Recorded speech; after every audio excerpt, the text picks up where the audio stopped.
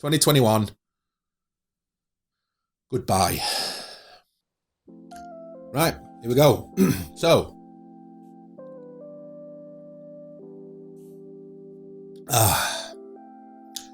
welcome guys. So, I think this whole thing, how do you explain something when you have no idea what it is yourself?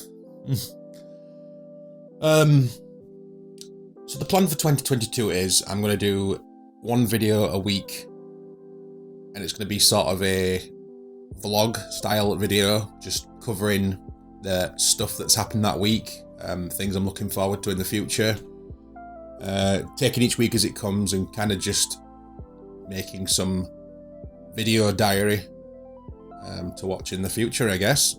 If you guys like it, you like it. If you don't, then that makes me sad. So I'm going to be doing the project week by week. I'm going to be covering like 7 or so days and releasing one video around the weekend every week. Hopefully there'll be something to talk about. As I've scrolled through my calendar over the next, 3 months, it's just blank, which makes a refreshing change. Before I go into 2022, I started thinking back about last year, the second year of the COVID pandemic and how shitty it's been. Lockdown after lockdown, people getting ill, people dying. It's just been a bit blah.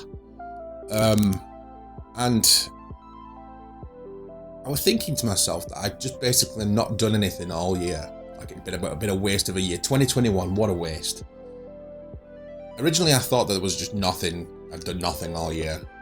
And then I started scrolling back through my calendar month by month, and every month there was something. I'm thinking, oh, I remember that. Oh, I went there. That was cool. Oh, wow, that were awesome.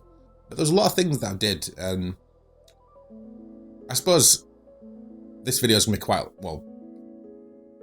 potentially long. As I'm just going to go over a few things that I did over the year that brought a little light. And it changed my perspective of the year to come.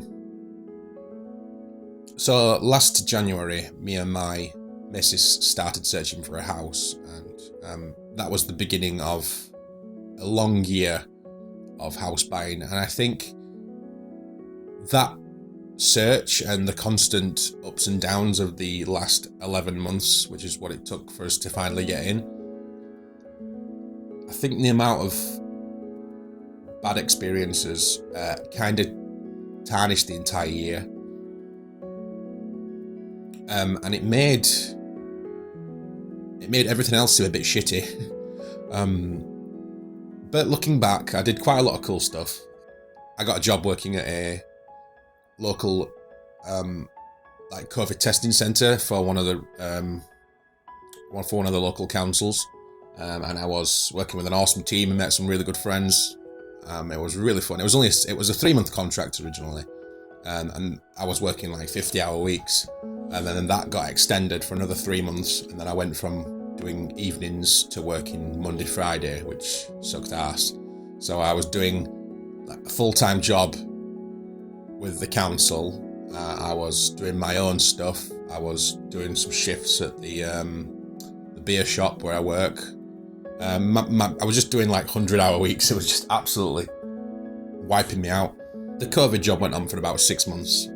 Throughout this, we were searching for houses, we were viewing them, we were putting in offers, and then things were going tits up. And one thing after another, we ended up getting the house that I'm in now is the third house, which took 11 months of arguing and letdowns and pulling out of houses and just things going wrong. So yeah, buying a house, fun times. Yeah, as I was looking through month by month, there was quite a few good things that we managed to do. I took my missus to the Download Festival pilot event, which was a 10,000 max capacity small version of Download Festival, which is one of the biggest festivals in the country. I don't think the world, but the country at least. They did like a small event to try and test the waters, I suppose, with COVID testing and people turning up, and then how much the virus spread amongst the people that was there. And I've not been told any results or anything, but I'm assuming it's not the end of the world. It was government backed, but it was cool.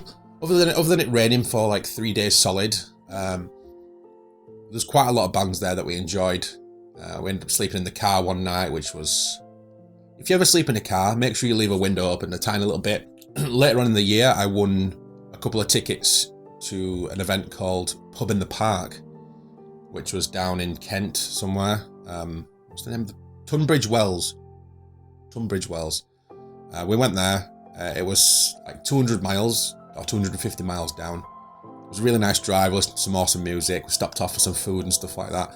And then we went to this event, and it was a massive field, and there was a huge main stage, which James Blunt was headlining, which was one of my missus's favourite singers. And I was surprised. It was really, really good. There was like a huge gospel choir as well, and all this other stuff. It was like a big round field, and all the way around the edge there was huge like gazebo tent things with kitchens inside, full kitchens. And there was all operated by gourmet chefs. Everyone was got Michelin star restaurants. So what you did, you went in and you paid £6 and you got a small plate of a dish that would normally be like £50, £100, whatever you're paying. So we went through and I think we spent so much on these little dishes because there was just... I've never tried food like it. How could someone make a burger taste so good?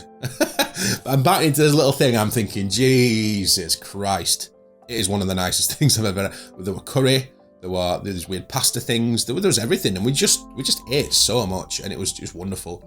We bought this little bottle of like salted caramel vodka or something, and instead of buying drinks there, we just ended up supping that while we were watching the live bands. It was just awesome. It was just such a good event from beginning to end.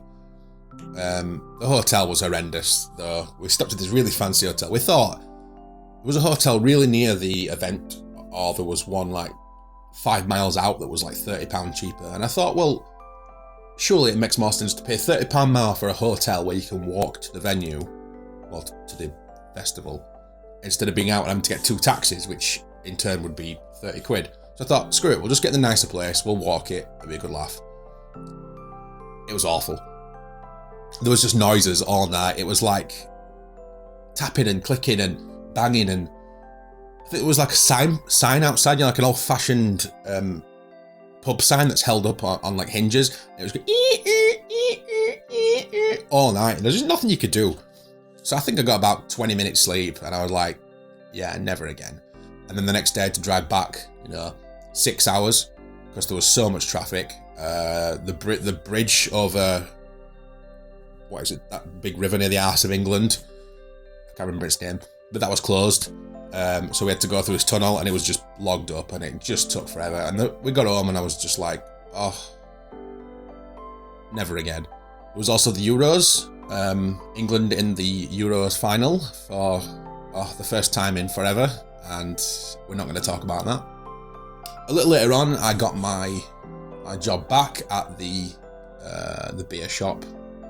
If anybody knows me from my Twitch streams, I drink a lot of craft beer and talk a lot of shite, and it's fun. So I get paid to talk about beer with people, give recommendations.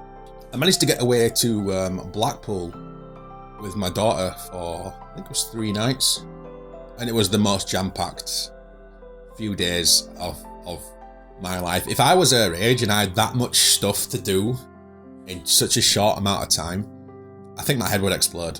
My missus weren't well, so it was just me and the daughter, and I just thought, you know what, I'm just going to go mental. So I've had a crappy year. My 6-month contract's just come to an end. I'm going to take her, and we're going to have an awesome time. So we stopped in this little traditional style B&B for 3 nights. It was 3 minutes walk to the sea. You could see the sea from the window, but it was like at an angle, so yeah. Anyway, every morning we'd get up, we'd have this massive breakfast, we'd walk to the seafront, we'd chill on the beach. It was decent weather to say it was like August or wherever it were. So we did loads of stuff. It was It was just great. I took her to the zoo. We went to Blackpool Pleasure Beach, where she took me on every single ride, and I mean every single ride. Pepsi Max, I was shaking, and obviously you stood there with your, at the time, 11-year-old daughter, and she's just, wants to win every single thing. I'm thinking, this ride, I went on this when I was about 7, and I've never been on it again because it was petrifying. So I'm stood there and I'm shaking and I'm thinking, I can't act soft in front of my daughter. I've got to be like, come on, we can do this. Anyway, we get that seat and I am absolutely bricking myself. But it turned out to be really good. And I'm thinking, right, the worst is over. The worst is over. And then 2 minutes later, she's like, yeah, we're going to go on this ride. And I look at it and it sort of reminds me of, if you've ever been to Alton Towers, it's that one that holds you down in the seats and you've got to like, and it just dangles you down and it spins you everywhere. It does loops, corkscrews, everything, and it's just the fastest thing in the world. And the queue was about an hour to get there. And the closer I got, I'm thinking, I'm not going to be able to do this, because Pepsi Max is one thing, it's just fast and it goes round in a big circle. But to do all these corkscrews and loops at my size and age and, I don't know, dangerous. But I did it. And I think the worst bit about it was the headrests, which absolutely squeezed against your head and almost like in your mouth. It was the stinkiest, sweatiest thing I've ever smelt in my life. We got off the ride anyway, and I thought, right, we've done the worst ride there. We're looking at the map and thinking, all these are just ones that go up and down, up and down, up and down. You know, they're fine. We went there, we went to an Italian restaurant, we went on some rides on the front. I took her to a zoo, an aquarium, top of the Blackpool Tower. We went to see the circus. We just did so much stuff. I'm looking through my calendar on them 3 days. I'm thinking, God, I've done so much. You know, I booked in thing after thing after thing, and everything was just so perfectly timed. And she was knackered. Usually she likes to stay up while like midnight, and every day we were getting back at like 8:30, and she was just zonked out, passed out. So I took a few craft beers with her. So I watching TV on this. No word of a lie, must have been a 12-inch screen on the wall. The silliest little TV. And I'm watching like Frasier in the worst resolution. It was just not good. Because my missus couldn't come to Blackpool, we booked a couple of nights at Flamborough. My mum's friend owns a little cottage out there, and we get to go every now and again. So I thought, yes, we'll go just for a few days. Us three as a family, and we'll do some walking around Flamborough. We'll probably pop down to Bridlington. I know there's some swimming and stuff we can do there. And unfortunately, the little one was postman. She's not a postman. Unfortunately, the little one was ill, so she couldn't come. So me and we were going to cancel it, but we thought we'll just have a couple of days away, and we spent the full. We didn't even leave. We left the house once to go to a pub, just once, and then we came back. Weather was crap, and we just spent the entire 3 days in this room. Tennis was on. I think it was US Open or Wimbledon or one of the two. So she was watching tennis. I had my laptop. I was doing some writing. And it was just really nice just to get away and switch off from everything at home. I turned off all my socials, all my emails for work, and it was a really, really refreshing break. Around that time, I remember getting my vaccine, which was the Pfizer. I think that's how you pronounce it. And the first one, it was absolutely fine. And, I had it, and I was like, I was terrified of that needle going in. I thought, I tell a lie. I've had a needle once. I was doing some gardening at my friend's house, and I stood straight on a rusty nail, went straight through my foot. And I'm like, this is the worst pain I've ever felt in my life. And I went to doctors, and I got me, is it tetanus or whatever, TB jab? I can't remember. One of the two. It's not tuberculosis. Tuberculosis.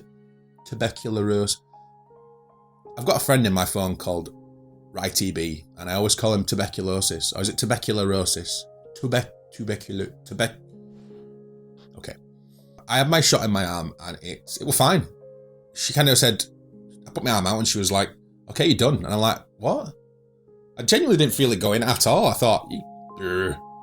So I leave the place all 5G powered up, feeling alright, and then the next day it absolutely wiped me out. I'm laid on the sofa thinking this is just the end of my life. And I'm known to be dramatic at time to time, but It was horrendous. And within like 4 hours, it went. I was gone. One minute I'm laid there feeling like I'm on death's door, and the next I'm like, okay, let's go for a walk, which is one of the strangest sensations I've ever gone through. In July, I started a Far Cry marathon on stream.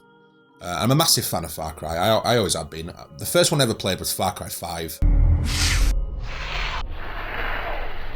And I got it because I just finished playing Fallout 4, and then went back and did 3, and then went back and did New Vegas, and I really enjoyed them. And I just wanted another shooter that's like open and weird and collecting, just time consuming. So we bought Far Cry 5, and it was one of those games where me and my missus, she'd just lay there and watch me and listen to the music and listen to the story, and it was brilliant. The gunplay in that game was so fun.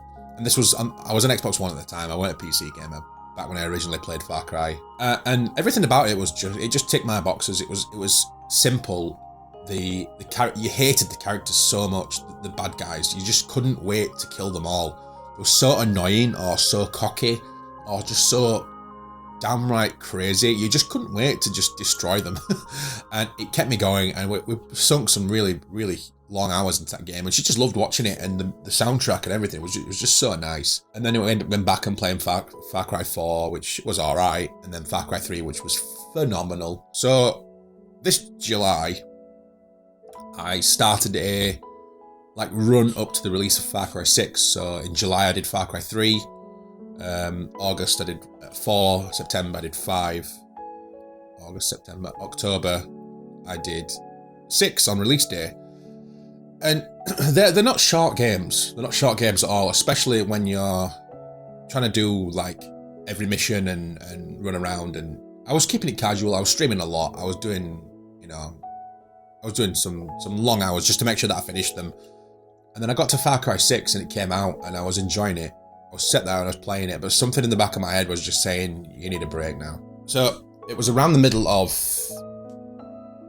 October. I think I was about 2 weeks into playing Far Cry 6, and my brain just sozzled, and I couldn't face going live. I couldn't face talking to anybody. I just had so much to do.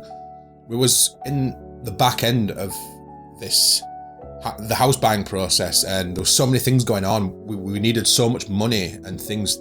So I was working daft hours, and things were just really rough, and I just stopped going live, and I was cancelling stream after stream after stream, and I just posted in my Discord, just, guys, I'm sorry, I'll be back soon. And then the house thing started to go forward finally. So the third or fourth house that we put offers in and got accepted, and went through the whole legal process, paying £1,000 every time for your fees and your surveys and all this shit. We got the house, and it was accepted, and it went forward, and everything was fine. The survey came back fine, and it's the house I'm sitting in, which is just the best thing in the world. So after my burnout, I was really struggling, and my mum, she came and sat next to me on the sofa, and she just passed me this key, and I'm like, what's that? And she bought me this little car, and she knew I'd been struggling because I crashed my car the year before, and that was a write-off. And I've just not been able to buy another one, and I was terrified of insurance and all this stuff, and I was thinking, God, never going to happen. So I've been sharing with my missus, and with me having this job at different times to her, it meant I just couldn't use her car for it. It was never going to happen, and I was struggling, and I didn't have to ask her. I didn't have to do anything. My mum just came, and she just dropped me this car off, and I was like, Mum, I was so overwhelmed. I was like, Jesus, that is just the nicest thing in the world. It's not like Mummy, I want a car. Mummy, Daddy, give me a car. It was just your son's towing, and you've just sorted him out. And I use it every day. I go to work, I do shopping, I pick the daughter up, I do all sorts of things. And it's just, oh, I love you, Mum. At the very back end of the year, it was such a busy time. Within the space of 7 days, there was my daughter's birthday, there was my anniversary with Jess, and there was the move-in date for the house. So you can imagine that. It was just an hectic week. And at the same time as this, I'm in the middle of some daft contract where I'm just working mad hours, and I've also got my bottle shop job where I'm working mad hours. and I've got zero time, and I'm just not sleeping, and I'm towing, and it's just never ending. And so yeah, November was a crazy month, but we're in now, and things are getting back to normal steadily, you know. And then Christmas comes up, so I thought we were going to do a low-key Christmas this year. Every year I plan a gathering with my friends. We go to one particular pub in town, we all meet up, come at different, you know, people could stagger in and out all over the day, but I tend to be there from the beginning, and we just get steaming. I've like catch up with people that you've not seen for a full year. Most of the time it's people you've not had a chance to speak to or see, or so it's a really good, heartwarming session, and usually there's very little drama, but I was really looking forward to seeing people this year.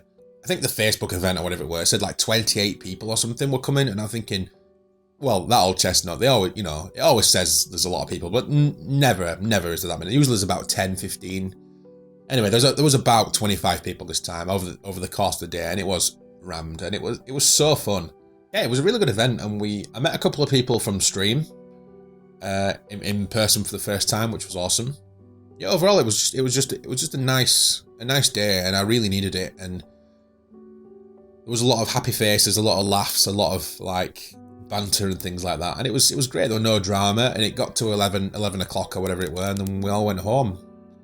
It was so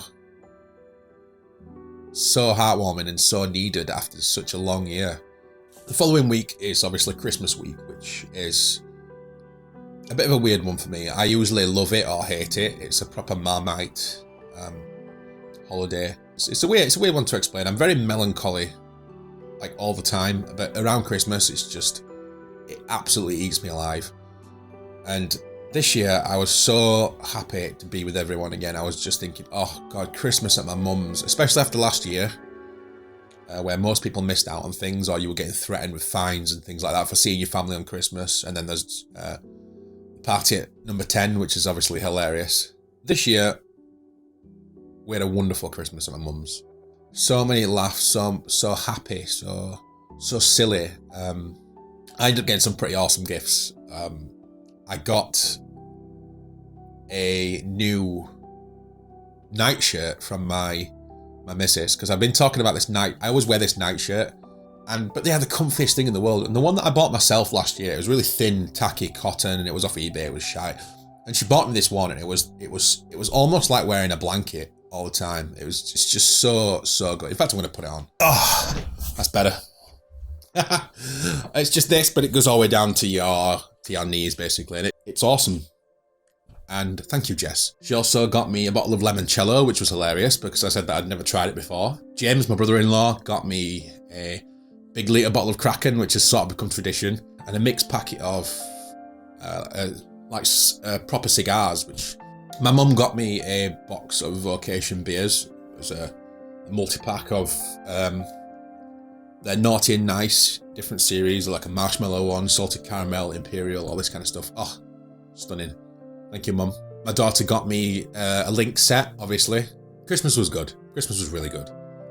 And I was optimistic about the rest of the year because between Christmas and, January, we have this yearly party at Jess's Jess's uncle and auntie's, where we just have it's just a gathering of friends, and I really like that side of the family because it's always so fun. There's always like silly party games and embarrassing things and storytelling, and it's just a really good party, and we were really looking forward to it. But then on Boxing Day when we got home, I was thinking, well, I've not done a test in like 3 or 4 days, so I thought, all right, we'll do a COVID test. And she was positive. It came up on the lateral flow, she's positive, and I'm thinking, I thought she was winding me up because she stood there and she went, it's positive, and I went, haha, good one. Because she likes to do this thing where she pretends something's the opposite, and I'll panic. I'm like, what? And then she'll go, bleh.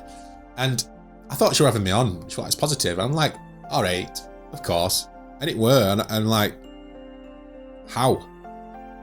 No one in my family. It was just so sad. I'm thinking, oh my God. So I did a lateral flow. Mine were negative, so I'm thinking, okay, well, she's got it. I've not. I'm gonna get it because I live with you. I sleep next to you. We live together, and I don't really want to spend weeks not being near you, especially after I've just spilled coffee all over me. So a couple of days later, on the like 29th or whatever, when the party should have been, I done my test and it's positive. I'm thinking, so I can't work that weekend, New Year's Eve and all that. Obviously I can't go to the party that night. I wouldn't go without Jess anyway, but so I'm now isolated until the 9th of January, which is really fun. The last time I had COVID was November 2020, and it was fine. I think I had a bit of achy muscles, but I was alright. This time it absolutely killed me. I was laid on the sofa downstairs, and every inch of my body was on fire. The burn, the ache, the headache, the throat, the cough, it was just horrendous. For 3 full days, I just couldn't move, and I'm thinking, the last thing I heard on the news was that this Omicron variant was milder symptoms. And this time I was worried. I was really, really worried. And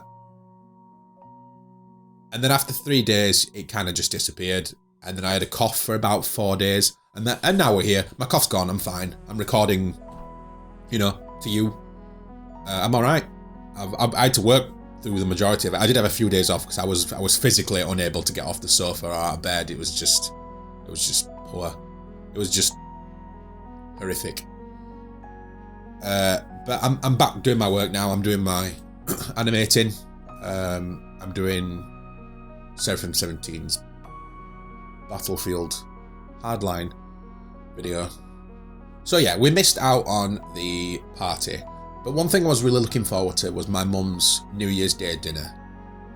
And this year was different because my big brother and his wife and my wonderful nephew was coming for the first time for a big New Year's dinner, everyone together.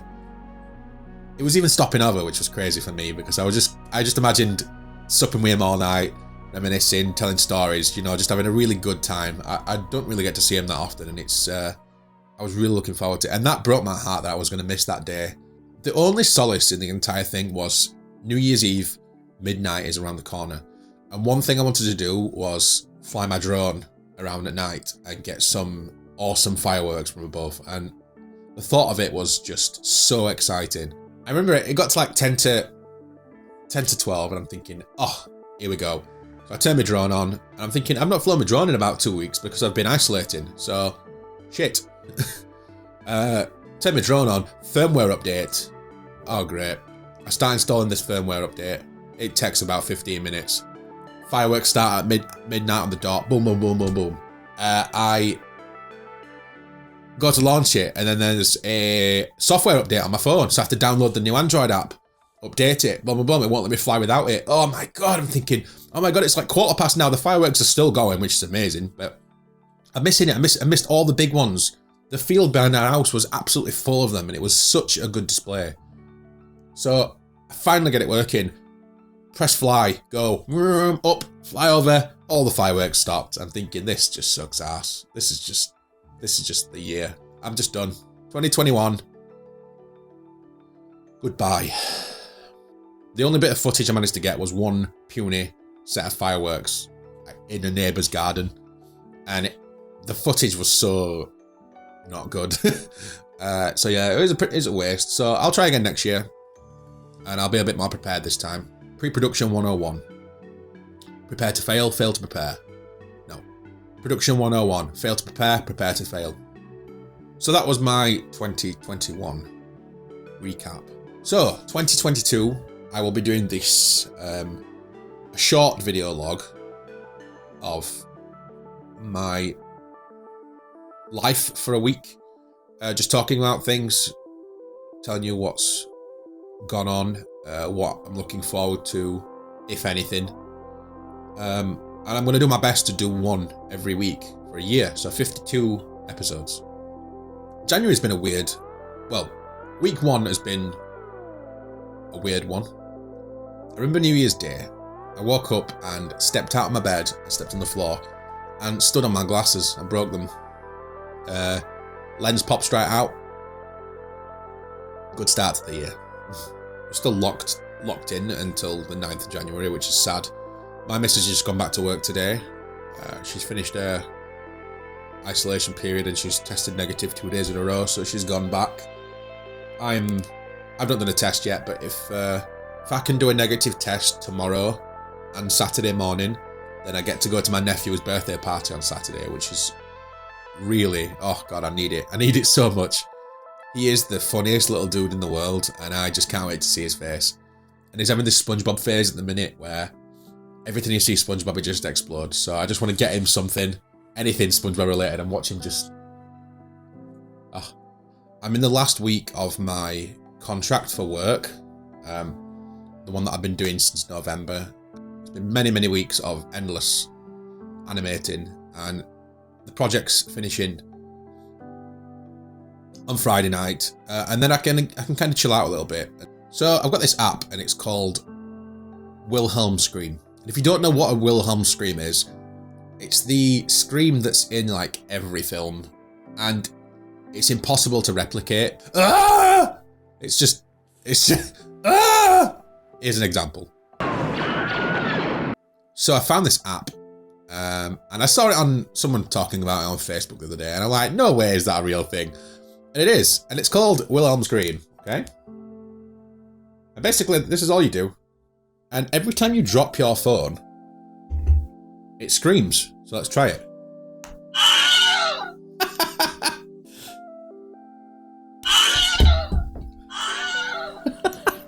And my missus hates that scream. She hates it. It winds her up something fierce. And I came downstairs the other day and I tapped her on the back while she was washing the pots, and I went, "You're really not going to like me." And she was like, "What have you done? What have you done?" And I just dropped my phone on the side. I did that. Okay. God damn it. It was just the best thing in the world. And she knew, well, I turned it off. Oh my God, stop. Stop! So that's the highlight of my week. Not a lot really going on. I'm finishing work. I am isolating from COVID. I am looking forward to my nephew's party, and I've got an awesome app which is going to annoy my missus. Let's just hope it's a good year in general. Hopefully the world can start getting a little bit more back to normal. Hopefully you guys have a good year too. If you've done anything awesome you want to talk to me about, just post it in the comments and we can have a little natter. If anybody wants to watch my live streams, I stream on Twitch. The link is there. Anyway, thank you for watching, and hopefully see you all next week.